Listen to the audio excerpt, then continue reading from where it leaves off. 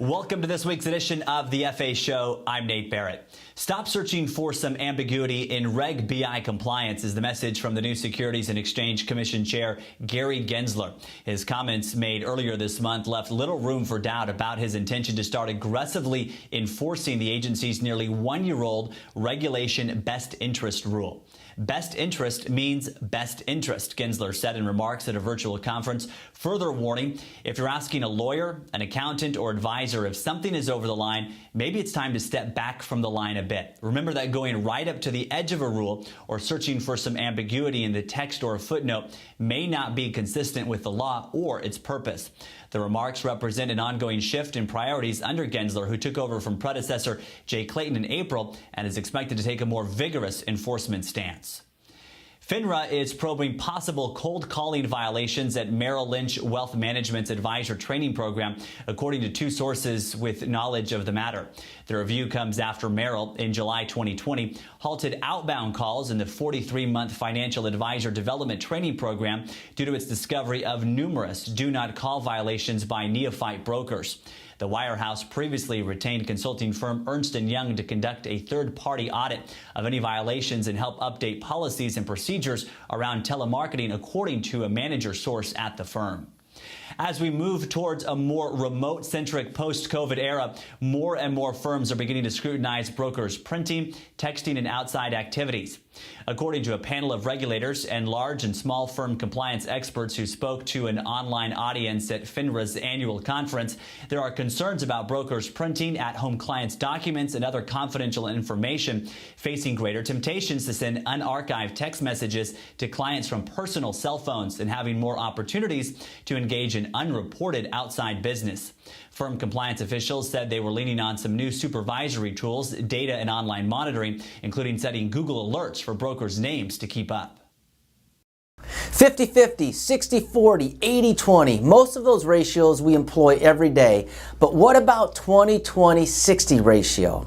Hi, I'm Jeff Crosby, a Barron's top advisor with a $5 million a year practice just outside Seattle, Washington. I'm also an entrepreneur, 25-time Ironman triathlon finisher. Yep, that means I wear spandex. Former collegiate basketball coach and point guard, husband, father, teacher, and hopefully a lifelong learner. This week, I want to talk with you about a ratio that almost never gets mentioned. But for advisors looking to grow their business, this may be one of the most important ratios for you.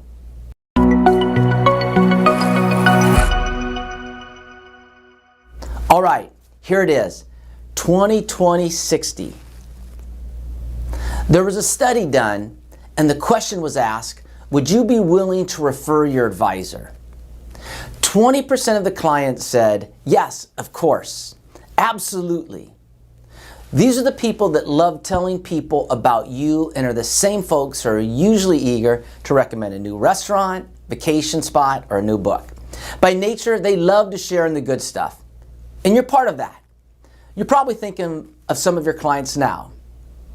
However, at the other end of the spectrum, the study revealed 20% of your clients will never give referrals. If it helps, it doesn't mean they don't value your service. It has little to do with you or your team. It's just their nature. You probably have some of those clients you're thinking of now. Here's the astonishing part and the real opportunity for you.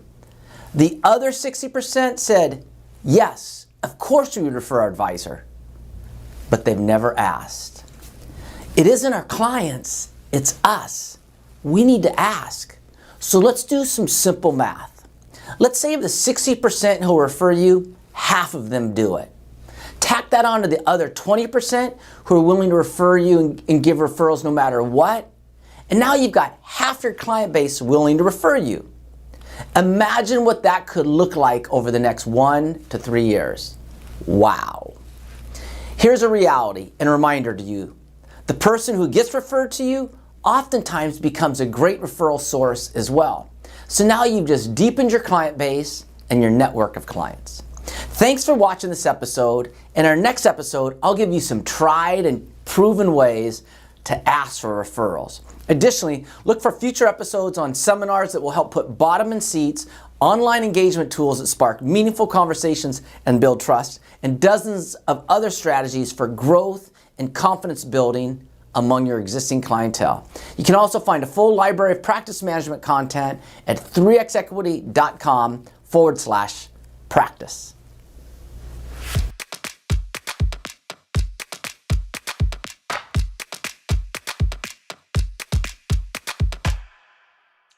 Hi, everyone. It's Tony Sirianni, the publisher of AdvisorHub.com and AdvisorHub Magazine, and I guess producer of AdvisorHub TV, where you're watching the FA show. So thanks for being here. This week, we're going to highlight a video interview I did with Joe Duran. He's head of Goldman Sachs Personal Financial Management. We discuss a lot of topics. Joe gives a lot of insights into entrepreneurship, which I think were really helpful and terrific. I know I actually took a couple of notes when he was talking, and we talked about getting back into the workplace and how that's going to work. We also discussed why I am wearing a baseball hat during most of the interview. So all of these things are important, and I hope you enjoy the show. But now that you've been doing this a while, how long has it been? About almost 2 years. Almost July will be 2 years. Yeah. I mean, you've also, been an entrepreneur, right? You've had two of these, and now that you've done so. Now that you've done this, other than giving people advice like, "Hey, sell to Goldman Sachs if you can," that's one good idea. What would be another thing, a bit of advice for the, the burgeoning entrepreneur, which is maybe even just what you're seeing in the space out there now? Well, first, be in America. I came here with $200. I sold my first firm to General Electric, next one to Goldman Sachs, both to our 30 firms, only in America. So that'd be the first rule. I have a very simple expression for every entrepreneur. It's called CASH. And it's an acronym for the first thing is clarity. When you're an entrepreneur, your success is only based on one thing. How clearly do you articulate what you're here to do? And I start with one simple question. What problem is your business solving? It's remarkable how few entrepreneurs can clearly articulate, we are here to solve this problem. And if you can't declare that, then when employees come in, or clients come in, or prospects come in, you can't answer the question, then everything you're doing isn't solving that issue. So for me, the problem we were solving is the fact that people were thinking too much about their money and not enough about their lives. So I said, we're going to focus on helping people live richly rather than die rich. That's going to be our driving force for this firm. And everything we did was, does it simplify their lives? Is it personal? Is it human? Does it bring the best of us to help them with their whole financial life? And that made it clear. So when I hired people, if they weren't interested in that, don't come work here. And when we would tell clients or prospects they weren't interested in that, they shouldn't come to us. Most entrepreneurs are not clear enough about that and their mission and purpose, and they therefore limit their success. The second one is adaptability. Most entrepreneurs, like me, are driven by raging insecurity, and we think we have to be right. I'll get to this in a second, but most importantly, you can't be dogmatic or stubborn because the spreadsheet you designed will not be right. It's just like every financial plan that's ever written is wrong the day it's written. Your business plan will be wrong. And I'm writing a book right now called The Voyage, talking about entrepreneurship. It's my 4th book. The basic premise is very simple. When Christopher Columbus set out, he thought he would find something, but he actually found something completely different than he imagined. Now, his finding turned out to be even better than getting to India, but it wasn't at all what he expected. There is not one entrepreneur when they set off that end up in the same destination they imagined they'd get to. Not one. I've never met one, and I've done this twice, and it ended up completely different than I imagined in size and scope and the pain and what it took to get there. You needed a bunch of luck and persistence and everything else, but you had to be willing to adapt. And if you don't adapt, you'll fail because your plan will not work the way you designed it. Thanks again, everyone. And for the complete interview and to look at all of our backlog on all the Zoom interviews and the podcasts with industry leaders and influencers, visit AdvisorHub TV, which can be found on the homepage at advisorhub.com. Thanks a lot.